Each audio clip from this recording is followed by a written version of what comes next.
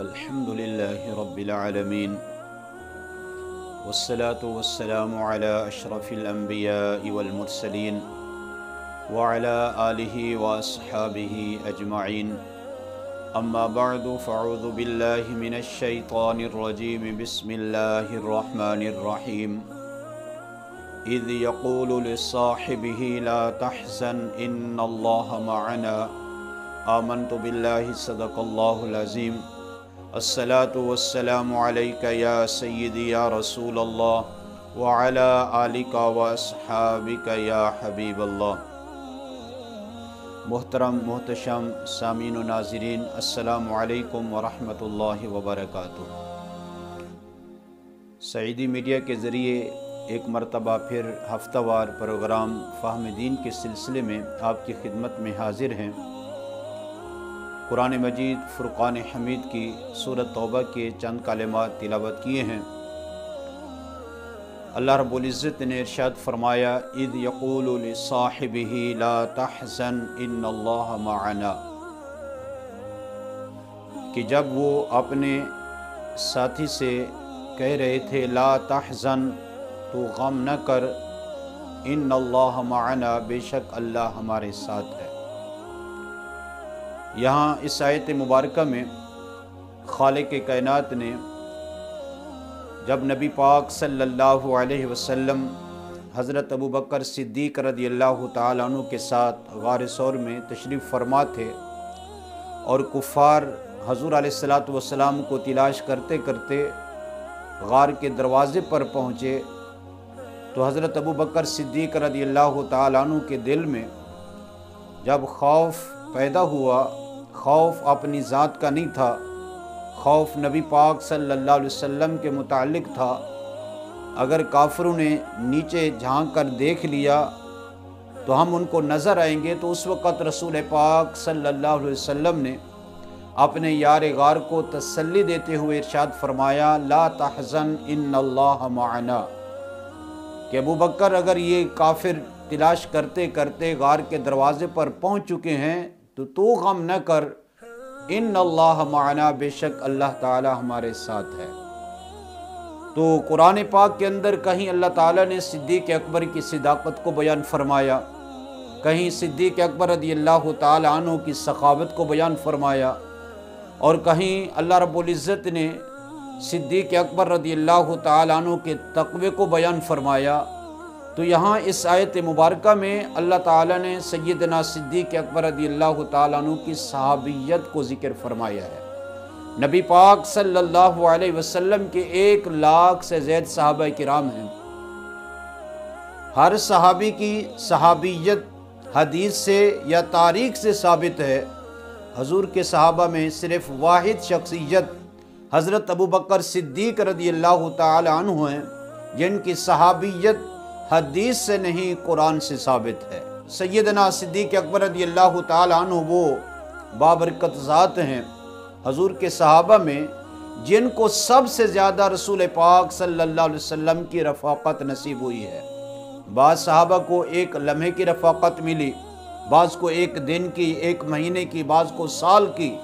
حضور کے صحابہ میں جس شخصیت کو سب سے زیادہ رسول پاک صلی اللہ علیہ وسلم کی صحبت میسر رہی ہے، وہ سیدنا صدیق اکبر رضی اللہ تعالی عنہ ہیں۔ آپ بچپن کے ساتھی ہیں، جوانی کے ساتھی ہیں، اور آپ سفر کے ساتھی ہیں، حضر کے ساتھی ہیں، غار کے ساتھی ہیں، مزار کے ساتھی ہیں، بلکہ میرے آقا کریم صلی اللہ علیہ وسلم نے فرمایا کل قیامت کے دن سب سے پہلے میرا مزار کھلے گا، میرے مزار کے بعد ابوبکر تیرا مزار کھلے گا، اور انبیاء میں سب سے پہلے جنت میں داخل ہونے والا میں ہوں گا، اور تمام امتیوں میں سب سے پہلے جنت میں داخل ہونے والا ابوبکر ہوگا۔ اور سیدنا صدیق اکبر رضی اللہ تعالیٰ عنہ کا نام عبداللہ ہے، ابوبکر آپ کی کنیت ہے، عتیق اور صدیق آپ کے مبارک القاب ہیں۔ عتیق کہتے ہیں آزاد کیا ہوا، اور میرے آقا کریم صلی اللہ علیہ وسلم نے ایک مرتبہ یہ ارشاد فرمایا کہ میرے صحابہ جس نے کسی ایسے آدمی کی زیارت کرنی ہو، دنیا میں دیکھنا چاہتا ہو جس کو اللہ تعالیٰ نے جہنم سے آزاد کر دیا ہے، میرے آقا نے فرمایا وہ ابوبکر کو دیکھ لے۔ اور ایک بار اما عائشہ صدیقہ رضی اللہ تعالیٰ عنہ فرماتی ہیں حضرت سیدنا امیر المؤمنین سیدنا صدیق اکبر رضی اللہ تعالیٰ عنہ تشریف لا رہے تھے، میرے آقا نے دیکھ کر فرمایا یا ابا بکر انت عتیق من النار، ابو بکر تجھے مبارک ہو، رب نے تجھے جہنم کی آگ سے آزاد فرما دیا ہے۔ اور دوسرا آپ کا لقب صدیق کا لقب بھی آپ کو کسی تاریخ نے نہیں دیا، دراصل یہ اللہ رب العزت کی طرف سے عطا ہوا ہے۔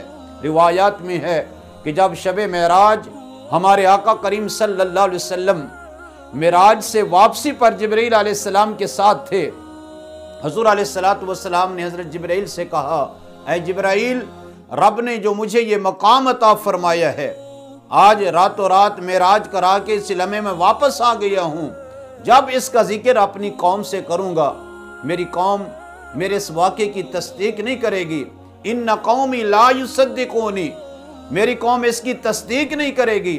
سیدنا جبرائیل علیہ السلام نے عرض کی یا رسول اللہ صلی اللہ علیہ وسلم یصدقک ابا بکر وہو صدیق، فرمایا کہ اور تصدیق کرے یا نہ کرے ابو بکر آپ کی تصدیق کریں گے اس لیے کہ وہ صدیق ہیں۔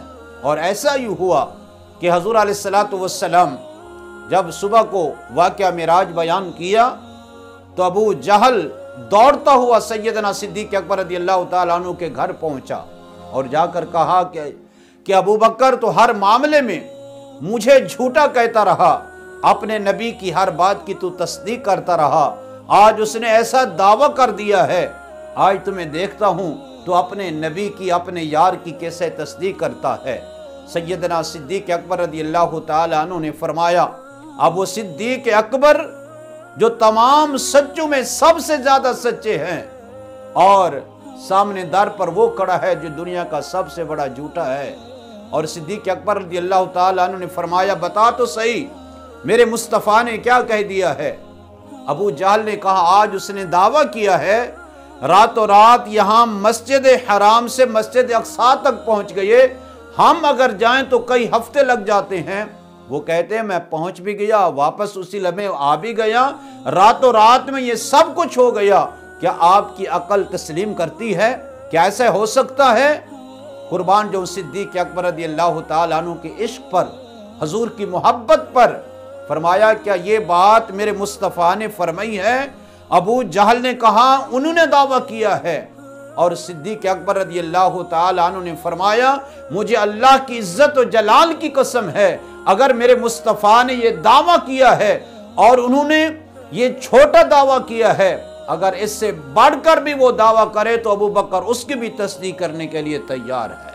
اور پھر دلیل دی ہے، کہا کہ تیری عقل میں یہ بات آنے والی نہیں ہے کہ جبرائیل میرے مصطفیٰ کا غلام ہے اور روزانہ وہ سدرہ سے آتا بھی ہے جاتا بھی ہے، دن میں کئی مرتبہ آ بھی سکتا ہے جا بھی سکتا ہے، اور فرمایا کہ سدرہ تو بہت ساتوں آسمانوں سے اوپر مقام ہے، اور مسجد حرام مسجد اقصیٰ یہ تو زمین کا سفر ہے۔ فرمایا کہ جبرائیل جو میرے آقا کے غلام ہو کر سدرہ سے آ بھی سکتے ہیں جا بھی سکتے ہیں، تو جب غلام کی یہ شان ہے تو آقا کا مقام کیا ہوگا؟ جب جبرائیل کے لیے یہ ناممکن نہیں ہے تو میرے مصطفیٰ کے لیے کیسے ناممکن ہے؟ اور اس کے بعد رسول پاک صلی اللہ علیہ وسلم کے بارگاہ میں جب ابو بکر پہنچے تو میرے آقا کریم صلی اللہ علیہ وسلم نے فرمایا ابو بکر تجھے مبارک ہو، تیرے رب نے تجھے صدیق کا لقب عطا فرما دیا ہے۔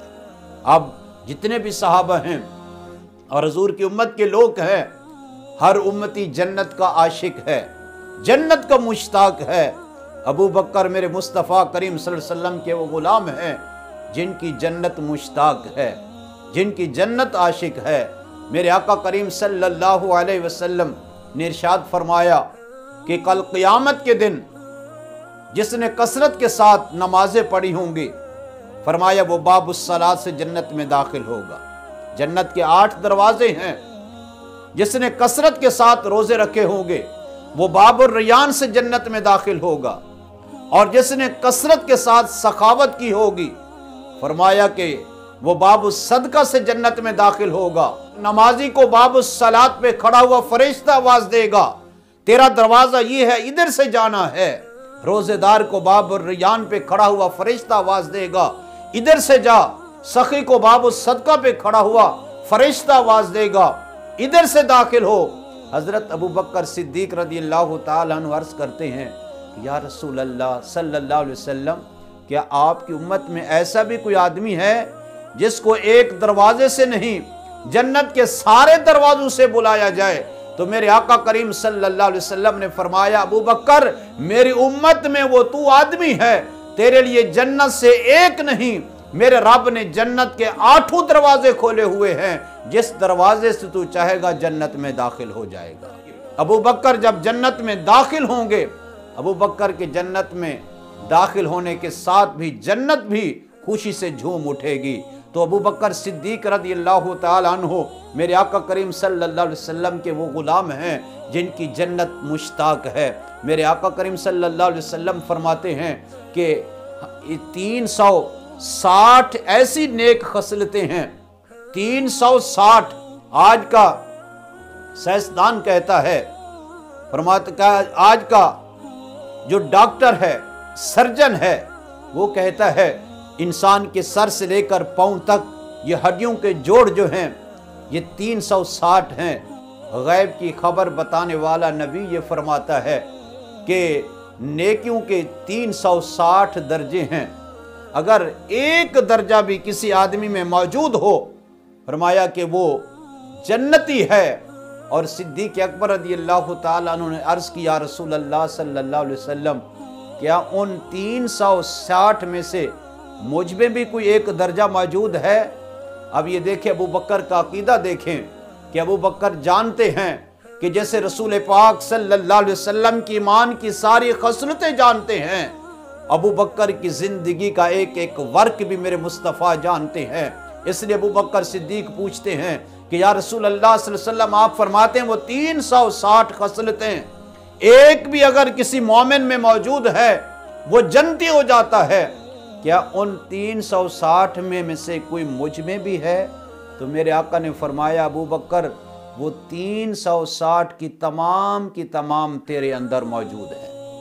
जो जन्नत में जाने का सबब है वो नेकी कोई ऐसी नेकी है नहीं जो तेरे अंदर मौजूद ना हो। तो आज माज़अल्लाह अगर कोई बंदा अबू बकर सिद्दीक रज़ियल्लाहु ताला अन्हु के जन्नती होने में शक करे, वो बदबख्त खुद तो जहन्नम में जा सकता है, लेकिन मुस्तफ़ा करीम सल्लल्लाहु अलैहि वसल्लम की अता की जन्नत अबू बकर से छीन नहीं सकता। आज माज़अल्लाह बदबख्त उनके ईमान पे शक करते हैं। अल्लाह की इज्जत व जलाल की कसम, अबू बकर का ईमान तो बड़ी बात है।